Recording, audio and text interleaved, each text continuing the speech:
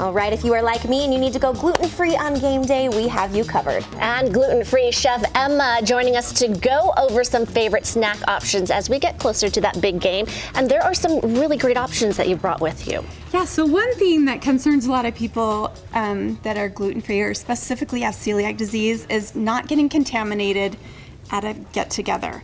So I like to bring a variety of things so I'm not starving if you're going to a 4-hour party, right? And I have to say, Emma, you have to set yourself up for success. Otherwise, you might get a little, like me, I'm like, okay, just one bite of the donut. If you're not ready. And then you sacrifice your health Yes, afterwards. and then you feel it later And then you it's feel awful. sick the next day. So you're setting us up for success. Yeah, so dessert-wise, these are two really yummy popcorn things because we eat a ton of popcorn. So this is like a sweet, buttery, sugary syrup that you pour all over this mix. And this is cayenne pepper and cinnamon syrup on here. Can you bring that bowl over? I want to try a little bit of that.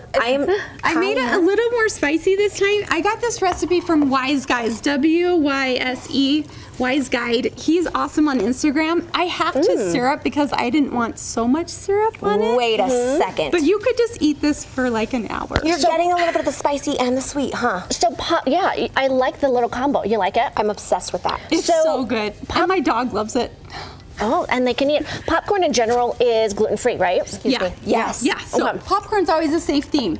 If you're tired, just get a box of brownies. My trick on that is I sub some coconut oil for just the your butter? normal oil. Yeah, Oh, just for instead of the oil, okay. Instead of the oil, and then you're getting some healthier oil instead of just vegetable oil. So do that, sprinkle a little powdered sugar on, cookie cut it in the shape of footballs, and then it looks fancy, and really it was a box of brownies. I like that. And the Crusties, they're a really good brand. They're good. Yeah, they taste yummy. They're good.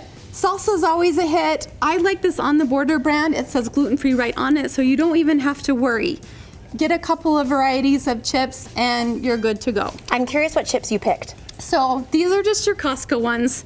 I like them because they're sturdier, but these are the Don Julio lightly seasoned ones. Favorite. I love those, but they do break a little more when you're dipping. And Emma, it's pretty tricky when you are shopping, right? It is nice to have the labeling right there because you just never know what's contaminated in there, right? It's so much easier. Some stores are really awesome at labeling, so if you're first, newly diagnosed, go to one of those stores first and like pick out all the things you need. But I love it when the brands specifically write it in big letters for you. What about these? These are, think of twice baked potatoes, okay? And you get one of those little mini muffin silicone things.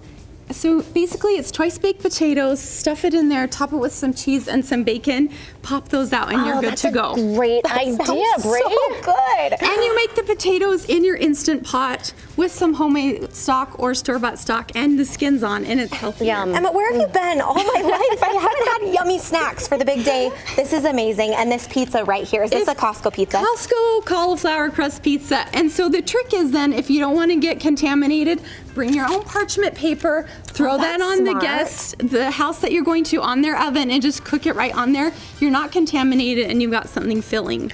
Emma, I think we've all had this, right? And they are really, really good. Surprisingly. Yeah. Right? Yeah. Because I think a lot of people prefer, it's the yummy, the healthy crust, right? So a lot of people are getting that anyway. Yeah. Okay, what do we have here? Okay, this is what I lovingly call leftover taco bake.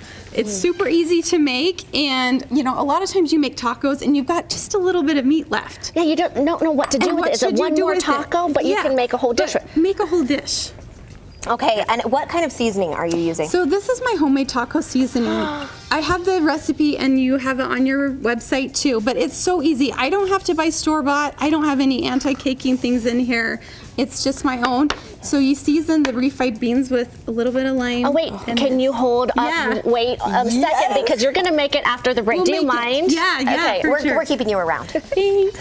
All right, learn how to make this leftover taco bake after the break in just 2 minutes.